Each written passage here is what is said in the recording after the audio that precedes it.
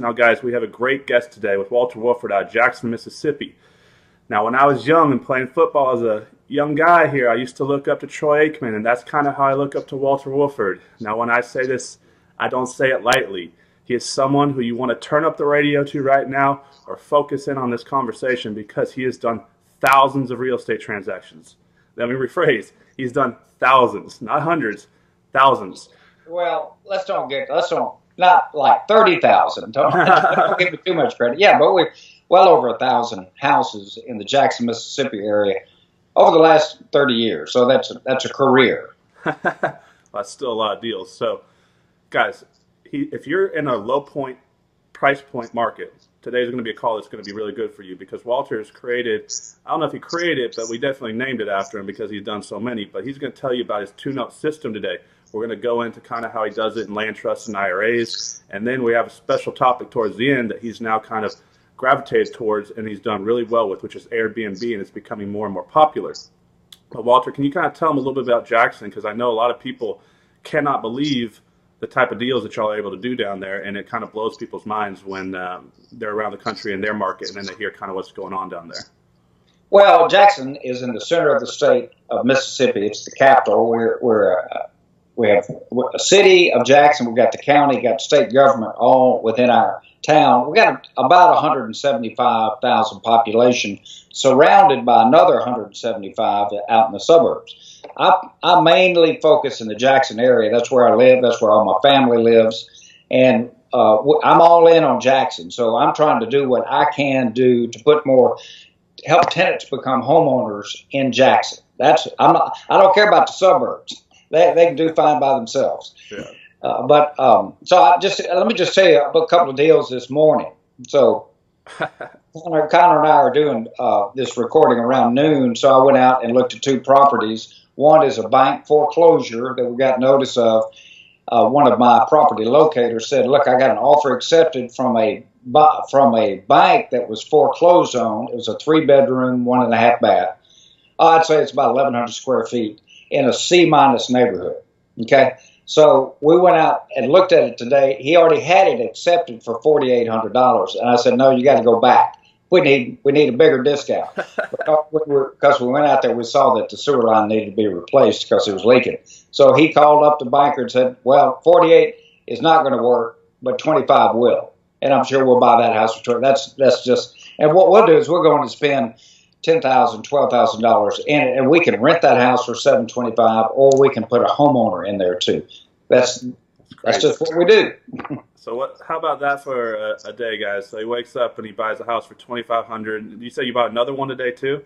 Yeah, we looked at two of them, and it's really interesting. So I've trained an army of property locators in my town. So I took the time, I invested my time in them, and the exchange was that I'll show them how to market, get it under contract, and then their obligation to me is to give me the right of first refusal if they want to sell it at whatever price they want to sell it. Yeah. And so I got this constant stream of deals coming at me. As soon as we get through this recording, I'm going to go look at another one where it's a higher end property that grandma, the 93-year-old grandma, wants to stay in the house, but she wants to know it's sold. And there's an $89,000 mortgage on a $140,000 house that we'll take an option to buy it. We'll give her what the cash she needs to do whatever she needs as long as she needs it. Yeah. So she'll stay there, keep making the payments. We'll have an option to buy it whenever it's time for her to go to the nursing home. With her son, this is her son structured this deal, okay? So you sure you haven't done 30,000 deals? Yeah. So. All right. And then wait, one more. So that's going to be afterwards, after this one. But so the property locator took me to a house. I said, it's a 3-bedroom, 1-bath house, central air and heat. It'd be a $725 rental, a really good house. And I said, you need to keep this house. My advice to the property locator, he wants to build up his inventory, so I helped him structure it with a $15,000 cash offer or an $18,000 term offer, $3,000 down, and we just take the $15,000 financing that we're asking him to finance. So it's $15,000. It's easy to calculate that. We just take 100 payments into $15,000 is $150, right? Yeah. Right? Yeah. And so we just cut that in half. So that's how we easily calculate what our offer is. 18,000, 3 down, financing 15,000 for 50 payments of $300. So I know what I'm thinking right now. So I know what everybody else is thinking right now too. Is he really saying he's buying all these houses for $15,000? Because to us, that doesn't even make sense in some of our markets, especially if you get out on the coast, like over in California. You can't even probably rent a place for that much. So it's common. Like the average house you're buying down there is under $20,000, and you're renting it for seven, 800. So he's in one of the top cash flow markets in the country. But buying a house and renting it out, making good cash flow is great. But what Walter's doing is he's creating home ownership, and he's helping turn around his community. And he's doing so through a model that we like to call the Wofford model, because he's basically probably the nation's leading foremost expert doing this model. And so when I got into owner financing properties, kind of what we would do is we would create a note, and then we'd sell the note in full. But he's taken it to another level using land trusts, IRAs, and he's creating multiple notes, and he's going to kind of explain to you kind of the system that he's using here to do these types of deals. All right, so kind of what I was with you last weekend, and last Saturday, as a matter of fact. Yeah. And Friday, I had a contract accepted on a house that was inherited. So I'm dealing with the person who inherited the house. He said, I got a house that's had a tenant in it for 15 years, paying $300 a month. So it's under rented. It's a $600 rental. He just didn't get the memo that rents went up. Yeah. And so what I'll do is I like taking tenanted houses and buying them for cash in my IRA. So the IRA is buying them for cash. In this case, we agreed on the strike price of $9,500. Okay, it's a 2-bedroom, 1 bath. And what I'll do after we close, I will go and sit down with the tenant and say, look, I'm going to give you some choices here. You've had below market rent all these years, and he'll obviously say, yes, I have, $300 for, it's almost 1,000 square feet. Or I can sell it back to you for $18,000 with $2,000 down, and I'll structure the payments for 84 payments. That's 7 years. And I'll give him 2 months before he has to start paying to let him catch up on the down payment that he gave me. And the all-in, the principal and interest portion is $250 a month, and the taxes and insurance are added to that. So his payment's going to be $339 a month for 84 payments. And so I just sell him the house. That if the prior owner had known how to do that, they would have done it. But nobody knows how to do it. Yeah. They missed that class at landlord school. but actually, he just inherited it, so he never was a landlord. Yeah. Well, you weren't there to teach these people how to do it, so it's a good thing the people on this call today can kind of learn from the master, right? It's easy to sell a tenanted house back to the tenant. Well, they know what's wrong with the house. Yeah, I mean, when you kind of go and you market to someone and say, hey, do you want to buy the house for kind of the same price that you're paying to rent it? Is that kind of how you're pricing how are you coming about your sales price for the property? Are you looking at market value, or are you looking? I back into the number. You back into the number. So what can they afford? How much is the P&I? And I put $250 in the calculation. And I know that I'm going to do it at 7.75% interest. That's my standard rate. And then I also know that I'm shooting for 84 payments. So if I put $250 in the calculator, 84 payments, 7.75% interest, then it calculates at $16,000. Yeah. That's how much it amortizes. Okay. So then I just add down payment to it, and so I create a $16,000 note. Yeah. And this will be a good example for the 2 note that you want me to talk about. Okay. Is there a reason why you go for the 7.75%? Because I know a lot of people here in Texas are doing maybe like a 9.25% to 10.25% type of interest rate, and they're doing more of a lot of people are maybe doing 15, 20-year terms is what we see commonly. And I know, by the way, that you structure your deals, you're doing a shorter term and you're doing a lower interest rate. And there's a reason why you're doing a shorter term, right? Well, yeah. Well, number one is when you have a short amortization, they have a vested interest every month. And so when the air conditioner goes out in the middle of the summer, they got a reason now for going to fix it themselves rather than walk it. Okay.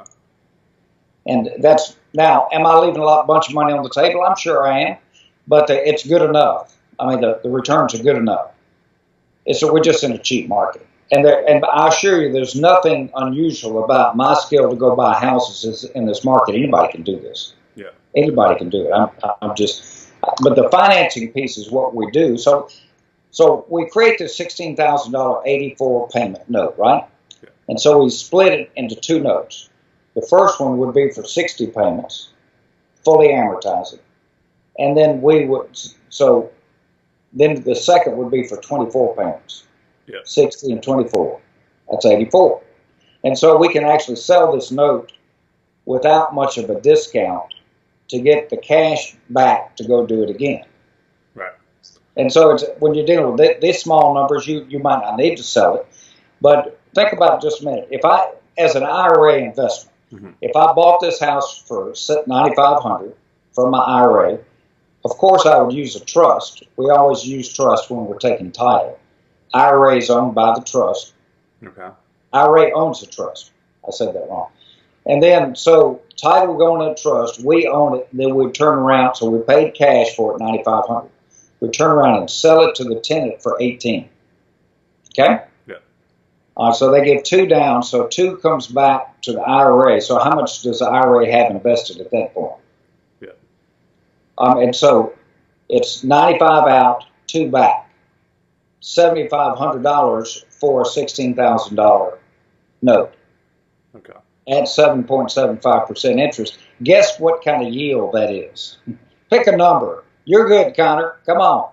You know numbers. Like 25%. 36. 36. It's pretty good. It's all right. That's okay. That's right? all right. All right, so it's a C- property. Yeah. The chance of me taking it back, I'm sure I'll take some of these back. But I'll be able to sell them again on the same basis. And you put in special terminology in your contracts, right? That you get first right of refusal if you have to take it back, or they go to sell the property, right? Well, yeah. I mean, I would certainly want to do that, and I reward them for giving me the right to buy it back. Yeah. I could give them some incentive, sure. Well, of course I'd want to do that. I use rights of first refusal on almost everything I do. Yeah. Connor, if I sell you a house, would you give me a shot at buying it if you ever want to sell it? That's an easy thing to get, isn't it? I mean, I think I could do that. That's it. Yeah. Yeah. Okay, so kind of what he's saying. So let's break it down again. So you're borrowing money from someone's IRA. So this is a big problem right now that people have. Not in that example. I bought it with my IRA. Okay. The last example, I bought it with my IRA. Okay. Now let's segue to, I just want to be clear about that. Now go to the next example that you talked. So this is the one that I think people around the country are going to be interested in, because a lot of people have the problem is they don't have a Quincy or a Walter around to show them how to grow their IRA, and they may have a small amount in their IRA, 10 or 12, 15,000. So they're like, how can I go buy a house? First of all, a lot of them don't know they can self-direct their IRA anyways. And so say they have a small amount. Well, you're able to help them get this money in play and start working. So on a typical deal, they would say you bought a house for $25,000, or you sold a house on payments for $25,000 that you bought for $10,000, right? And Wow. you would borrow $10,000 from them. So the reason why you're creating a two-note system is when you sell the first note to them, you're giving them a discount so they have a good yield. But when you sell the first note, you're bringing in the cash to pay off their underlying note, and you're keeping the back-end note for cash flow later. But you're selling it. Say you owe them $10,000 back, you're selling $12,000 of the front side of the note. So you're pocketing some money to live off right now, and so you call it your eat money now, right? Right. Okay. That's exactly. Well, see what I discovered over the years. I didn't know I was a note guy. I thought I was a real estate guy until somebody told me I was a note guy, and I said, "Well, I guess I am." I mean, we manufacture a bunch of notes. I've only bought 2 in my life, so I'm not the guy that goes out and buys a house with a note on it. I'd much rather know everything about the deal, who the seller, the quality, the title, who I'm selling it to, the quality of the borrower, quality of the house, quality of the neighborhood. All that stuff you can't. If you're just buying a note, it's hard to see things like, oh yeah, this house flash floods. They forgot to tell me about that. Yeah. You get to know more about this. Anyway, so what I'm trying to do is going back to the two-note model. Let me get them up there like that. Okay. So the first, in that example, 60 payments would sell off the first mortgage which is 60 payments, at a discount. And so it's a 7.75% face interest rate, and we discount them to around 10%. Yeah. So that allows us to keep going and doing it, and do it. Well, I call it accidental do-gooder. That's what I turned into. I didn't, because our city needs more homeowners. Yeah. And the other landlords are so they're not inspired to do what I'm doing because the rents are so high relative to the investment. Yeah, they're free and clear in 2 years. Well, but why would they say, if they're making all this rental income a good spread by anybody's standard, why would you want to take less payment and convert it into a mortgage? And it is less. So when our payments, our typical deals where you have an actual rent that might be $750, we make the all-in price $550. Okay. Yeah. Taxes, insurance, and so we make it $200 less. So why would a landlord do? Why would he give up $2,400 a year? Yeah. And I was just thinking, this a bigger picture. It's better. It's better for our town to do the affordable housing piece. Yeah. That's what I think is so great about what you're doing, is because that was kind of my same feeling about things when I was down there in Jackson. I was like, well, why is he not just keeping the properties? For one, there's a lot of other reasons too. We probably don't have time to get into it, but you want to help turn around your community is basically where we're at. And there's so many deals down there, you're never going to run out of deals. So you just keep creating more notes.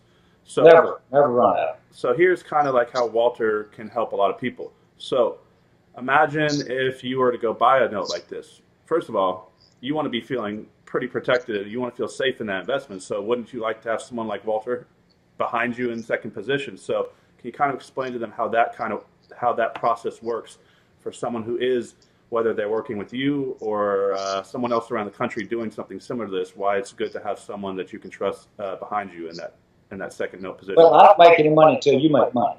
Yeah. Right? Or very little. But it really goes back to a mindset. Connor, you've heard me say this. I'm 62, and I realized when I hit 60 that you think differently. You'll find that one day. Yeah. I'm not really trying to conquer the world in my last quarter. 60 to 80 is my last quarter. And so what I do want to do is have predictable income.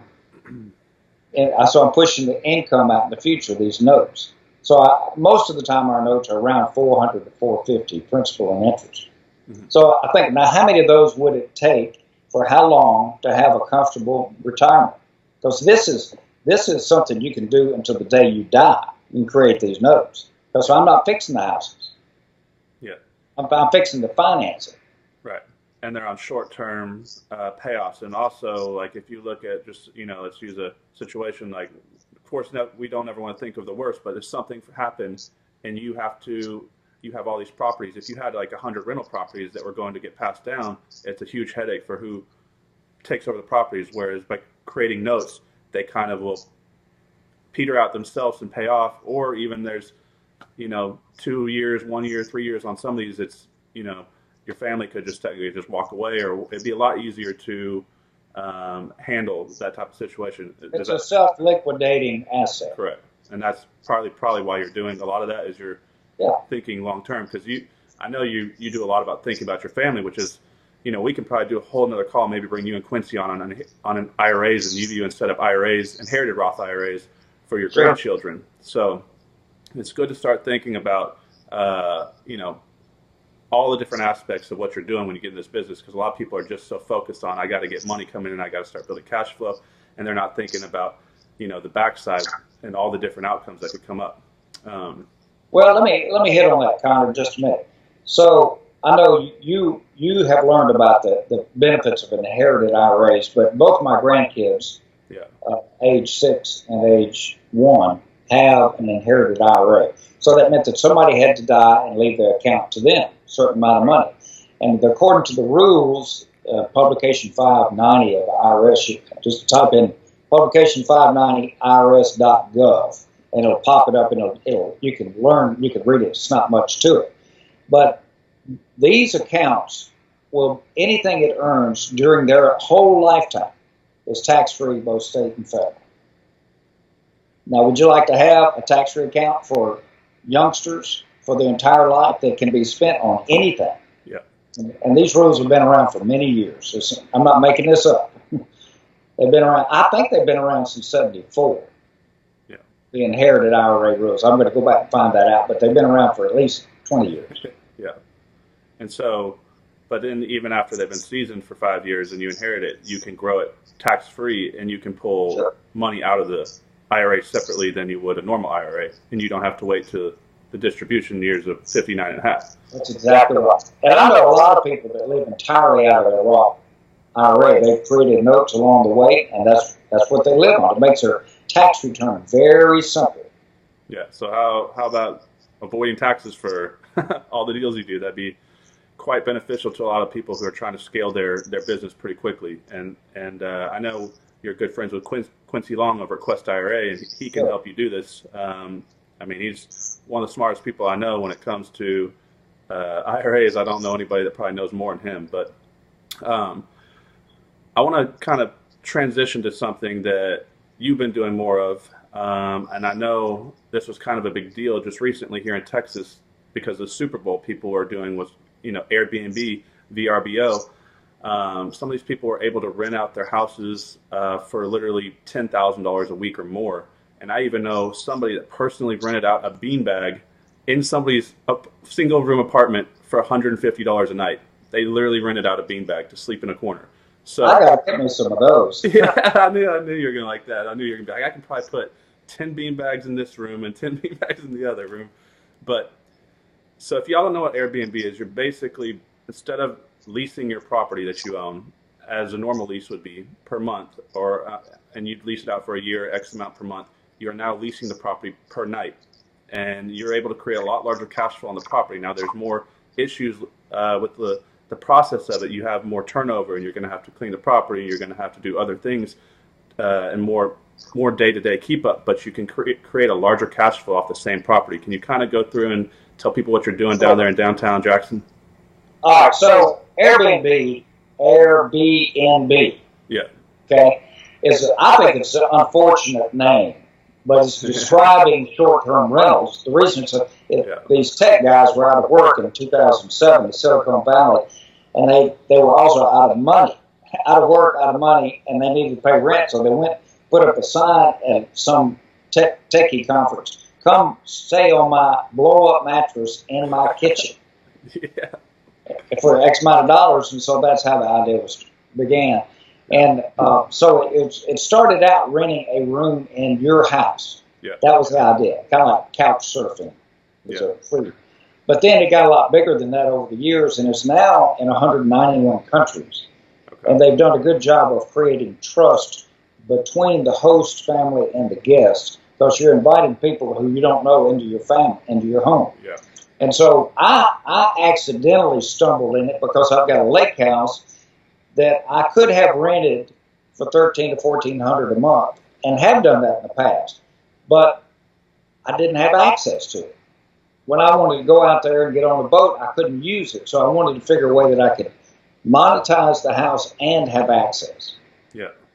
And that's what Airbnb has done. So I'm now rolling out my third Airbnb. I've got another one on the way that's an Airstream. I'll be renovating that one soon, renting that out. And my goal is to get 10 of them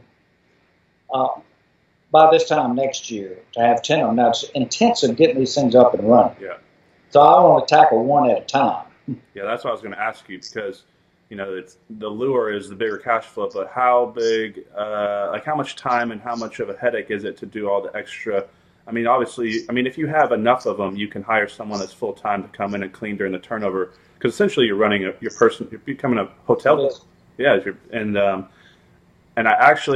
I can't think of the name right now. Maybe after this video, I'll go and put the link under it.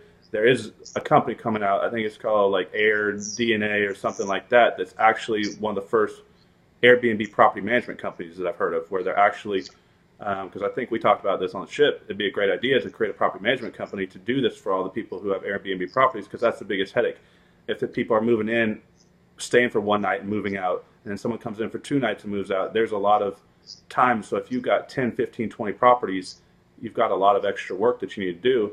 And as long as it's cost effective and the cash flows, you know, the numbers crunch out, then it's worth it to do it. But what type of headaches have you kind of come into? All right. So, well, I'm dealing with the sewer problem, just like any other rentals that you got. Yeah. So it's not without its problems. It's what business doesn't have problems. It does have problems, but the cash flows are better for sure. And the great thing about Airbnb and their competitors, HomeAway, there's about 20 companies that do this, but there's not a collection problem. Yay, no collection. When somebody books, they hit the card at that time. Airbnb holds it until one day after they arrive, and then they send it by way of a debit card. That's how I get paid. Yeah. And so take the collections out. That's a big part of management that you don't have to deal with. And the other thing is the guests pay for the cleanup. Oh, really? I didn't know that. Yeah. Every time somebody comes to my house, I've got my people who's got eyes on the ground, seeing what's leaking, what's this, what's that. And so I like that fact. Yeah. You heard me say this, Connor. I think it's the fastest way to get to 10,000 net a month in the real estate business. Because look at your house and just say, that house is going to make me 1,000 net a month with the debt on it, with the expenses on it. Yeah. And so that answered probably a big question a lot of people had, because that was my concern. You know, I have a property right now that's literally walking distance to Dallas Cowboys Stadium. We got Six Flags, Wet and Wild, Cowboys Stadium, and I'm going to actually turn this into an Airbnb property. And my concern was, how do I handle all the extra costs and how do I handle getting someone over there? But now that's why we have people like Walter on to help us, because he just told us that they pay for it. Now, kind of how, I know a lot of people are probably wondering, like, yeah, it sounds good and all, but, you know, I don't want random people coming through my house. But there is a screening process kind of on Airbnb and these sites. Oh, yeah. They bet both of them out. They check me out. They heavily check me out. They want to make sure that we're who we say we are. Yeah, yeah. So, both sides. And what happens, well, after they leave, I've got to rate them and make it public. Exactly. And after, they got to rate me and make it public. And so I'm sure we'll get some comment about it, stopped up sewer line today. You know, or if I can't go over there and figure a way to make it right so they won't say that, you know, we'll go over and take some bottles of wine. Let's forget about the sewer. Let's have some wine. So now, it's just like any other property. You're going to have certain things that you got to tend to. Like, I can't get the internet to work. So we have these home guides. We send them ahead of time. Supposedly, he's got every question answered. Now, I can't make people read, can I? All right, so like, no, by no means is Walter and anybody that comes on his channel ever giving legal advice. And I know there's a lot of people out there saying, I hear this all the time, Airbnb is illegal, or it's going to be illegal, or you can't do that, or, but what is your take on that? Like, obviously, if it was, you know, people are doing it everywhere right now. Every state that I know of, I haven't seen anything that said that they can't. Yeah, so I don't see how they could stop it. I mean, I hear wholesaling is illegal all the time, and you can't do that, but it's being done. It's a zoning issue. A zoning issue. So you got to figure, a couple things I'd suggest. Go to Air BNB, you mentioned that, to see about, and so you can put in an address, and you can see what short-term rentals are in that area. Yeah. So it'll evaluate what kind of price points they think you can have. Now, my son rolled out his first one, which is a 2-bedroom, 2-bath. He's coming in at $129. The market may tell him that's too high. Mm-hmm. Airbnb would suggest start lower and then ratchet it up. My that's number 2 son. Number 1 son's rolling out a 3-bedroom, 2-bath in an area next week. So we're all in on this. We think it's a big part of our future. So we have scaled it enough that we can cross-promote. Yeah. So think about that. As a family member, we got 5 units now, and we may have 20. So now we got enough volume to have staff to take care of all that. Yeah.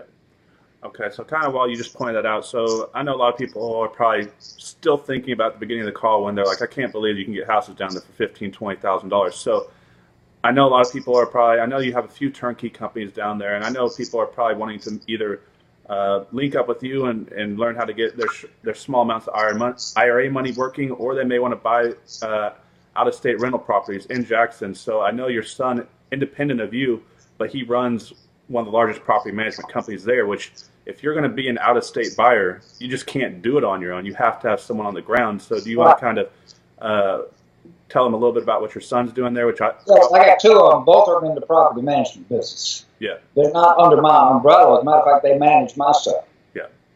So they do a good job of it. One son's got 450 rooms. The other one's got about 150, and they're doing different markets. Okay. My number two son may have it figured out. He deals with the accidental landlord who can't sell their house. He'll come in. So these may be 12 or 1,500 rent for some nice houses that never were designed to be rental houses. He's got a $3,500 rental that gets 10% off. That's okay. Well, he's smart. He's smarter than the other one because he's going for the bigger dollar part. Bigger dollars. Yeah, well, tell him I said that. But my number one son has this management company, he and his partner, and they do a good job. 450 rentals. They got to have systems. That's impressive. Yeah, that's a lot. Yeah, you have to be a system master to run a business like that, and because it's a lot of working parts. So a lot of people want to run a big business, but then they don't understand what it takes to run a big business, and that's the hardest part I think most entrepreneurs have when they're trying to scale their business, because we all have great ideas and want to run with them, and then we realize, hey, there's actually reality, and we're going to have to be able to figure out a way to do this. System. Can I tell you one quick story that happened yesterday? No. No, go ahead. No, go for it. All right, so I got a tenant who's behind on her rent. Yeah. And I've known her for a while. I said, all right, look, you got to catch up or we got to get you out. Or you go find us a house we can buy. Yeah. So we are recruiting allies at every level. So this tenant goes and finds a vacant house, looks it up, and makes the deal to buy the house. She says, would you like to buy this house? And I said, yeah, I'd like to buy this house. And if you buy it at this price, which was $7,000, we'll go in and spend $35,000 on it. The last house sold on the street for $99,000. Okay, little room there. But we got the tenant to go find us a house in exchange for the rent that she owes us. Now, how about that? That's recruiting allies at the tenant level. Yeah, I mean, Walter said, he pointed out multiple times, and he used the word army, and that's what we have here is the Investor Army channel. And so why is it so powerful? Because you can't do everything on your own. So leverage through other people's time, energy, and money is the fastest way to grow your business. So he's created property, we call it property locators, house hunters, bird dogs, whatever you want to call it. So he doesn't have to spend the money marketing when these people are going and bring him the deals.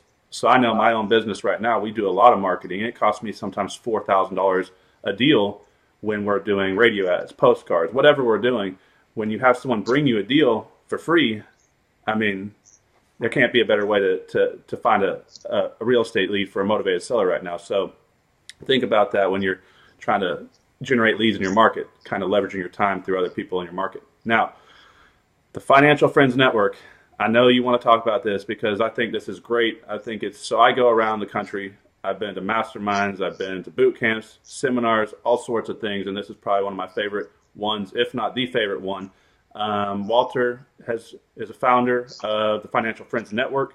They hold multiple events every year around the world. We've been in the past year to the Bahamas. We just got back from Jamaica and the Cayman Islands. And what they're doing is they're essentially holding real estate networking events at really awesome locations around the country. I mean, we even went to Costa Rica not too long ago. Can you kind of tell them what's coming up with the Financial Friends Network and kind of a little bit about it and how they can find you online? Yeah, all right. So financialfriendsnetwork.com. Yeah. Go take a look at that, and it'll show what we've got coming up. Quincy Long and I we sat down with all sorts of planning on a napkin while we're drinking wine. Said, let's just invite people to go on a cruise. That was it. That was our total. That's our business plan. Let's go have a drink. But what it did, we kept doing it and going on cruises. And we typically have a couple of hundred people that go on the cruise with us. And it's great because, Connor, you were on it and everybody loved your presentation. But we harness the energy of the crowd into what they're doing as it relates to business and IRAs and other things. And so on this last cruise, we had 40-something presentations, 7 days, 20-minute TED Talk format. Yeah. 20-minute, 20-minute, 20-minute, then break for Q&A, and then we'd take a break and we'd repeat that process. And the number one focus is the network. Yeah. The teaching is secondary, but the teaching is fantastic. Yeah. So it's not like a normal meetup group in your local area where you have some subpar speaker. Most of the people are on there are, you know, experienced at a higher level. That, you know, people like Walter on there. I mean, if you want to learn from Walter, he can't really escape from you. He's on the boat, right? You can track him down somewhere. He can't really jump off, you know. So there's a lot of big name people that he has come around the country. He's got people like Larry Goins and on some of these, you know. And so there's a lot of brain power, and your network is your net worth. You hear that saying a lot. You can kind of you kill more hunting as a pack than you can on your own, is a common saying you hear as well. And so I've learned a lot on there. Not only have I benefited from the Financial Friends Network, the first one I went on, I raised close to $1 million to come back from 2 different individuals, and one of them has funded multiple houses for me since then, and we've built quite a good relationship. So that's the power of it. I don't think I got my commission check on that yet. Well, yeah. It's in the mail. No, but he's got a lot. So tell him about the upcoming events. I know. Well, we got one in September going to Alaska. That's going to be fun. We already got 100 people, 160 people signed up, and it's in September. That's phenomenal. Yeah. Now, so we'll do the same type format, and we'll have. Then we got another one coming up next January, deep Caribbean. But we do all sorts of things. We're going to Cuba. We're going to take a group to Cuba. We'll be going to Guatemala, and so what we do is just find out who wants to go. Usually, I mean, we go on the cheap. Everything we do. Costa Rica was on the cheap, wasn't it? Yeah, it was awesome. It was great. It's not throwing a bunch of money on these things, but we're trying to get people together. And what happens? People say, "Well, what you got for sale? What do you need? How can I help you? How can you help me out?" Yesterday, I called up Rich, who's a part of our network. I said, "I need some specific training on Podio on how you do this." Podio is a business app. And so we freely share amongst our group. That's invaluable. Yeah. It's you're buying speed when you got quality people. I'll give you an example. Mary Hart, who comes on these cruises, is an elder law attorney specialist, among other things. Yeah. And so I had a question about it as it related to my father-in-law, who's in a nursing home. I said, picked up the phone, give me the skinny on what I need to know. And she did in 3 minutes, gave me the answer. That's the power of the network. Yeah, and I don't think there's anything in real estate that you can't get answered on this cruise. So we've had people in there for vacation rentals, commercial buildings, apartments, storage buildings, like pretty much different types of people from different types of real estate are on there. Experts in every different exit strategy that I know of has probably been on there between the last 2, and so there's just a wealth of knowledge on there. And kind of, can you tell them? So it's the classes. To go to the classes is just a few $100s, which I don't know anywhere where you can pay that little amount of money and get that much value. And then also, you're on a cruise for a week, right? So it's not only that you just are kind of going to like a boot camp or a seminar with these people. You're actually spending time with them. And when you're in the Costa Rican rainforest on a bus all day, you get to know these people quite a bit better, and they become friends of yours. You did, didn't you? Yeah, unfortunately, right? No, but we do have a lot of fun with these, and it's intense on the cruise. Yeah. So don't convince your wife that you're going to take her on vacation. Wrong move. It's early to late, or vice versa. Don't convince your husband that you're going to. I mean, this is a working seminar. People say, "Oh, you're going on a cruise again?" Well, yeah. So what's so special about that? We're in classroom all the time. Yeah. We take off the days that we're at port, most of the days. Yeah, so I mean, I kind of like the way that the structure works is we have about 3 hours of presentations in the morning, then you have the day to yourself, and then 3 hours of presentations in the evening, and then you get to go to dinner with everybody and network. And then whatever you want to do on your days off on the land excursions, you can do. But I'll personally be on all these upcoming trips. Walter will be there. Quincy will be there. A lot of big name people around the country will be there. So I think definitely if you're one to learn about investing in all sorts of different strategies as well as have some fun and relax, this is probably the best thing that I know of to do. So give them your contact information. We'll put it below. If anybody wants to learn how to do your model or even potentially work with you or get in touch with you about the Financial Friends Network, let them know how they can get a hold of you. Yeah, okay, 601-594-8300. That's my phone. Yeah. One number. I got it. Or you can email me at Walter Wofford, WalterWofford @gmail.com. That's probably the best way to get me is over through Gmail. Now, I give this offer out a lot of times. I said, if anybody's listening to this and they want to come see what I do for a living with the idea of exploring the possibility of being part of it, I said, just come on. I got a place for you to stay at one of the Airbnb rentals. We had somebody this past week who came for one night. He hit the ground at 8:30 at night, stayed there. We met at 7:30. He was gone on a 4 o'clock flight, and he got what he wanted to see. And I do that almost weekly. Yeah. Just come see what we got. I'll take you around. I'll buy you lunch. Yeah, because I've actually been out to Jackson, and these houses that they're buying, they really are buying at this price point. Now, there's some other markets like Birmingham and Detroit, and so there's a lot of y'all in these low price point markets. If you're not, I know a lot of y'all are landlords, but you may want to think about, maybe trying this tune-up model out a little bit and just seeing how it works, because it's pretty powerful, creates cash flow, and you're getting the power. I look at it as a wholesale deal on the front side and long-term cash flow with no risk. I mean, that's kind of how I look at it, basically. Well, landlords will exit the ownership at some time. Yeah. And it may be when they die, or they may, what happens is, so they get this cash flow, but they don't have chunks of cash. Yeah. So if they wanted to structure a seller financing sale to the tenant and using the 2 notes for that, they could sell off the first to get harvested today, and they still have that long-term cash flow. It's a good way of doing it. Yeah. But you don't have to take much of a discount. Well, Walter, I appreciate it. You gave some great advice to people. It's always good to hear from you, and I'm looking forward to seeing you soon, and maybe even sooner than I think. So yeah, that's right. So maybe so. Yeah. So, guys, if he means it, if he's offering to take advantage of going down there to Jackson, I think you should take advantage of it. So, until next time on the Investor Army Podcast, this is Connor Steinberg, Walter Wofford, signing off. Thank you, Connor.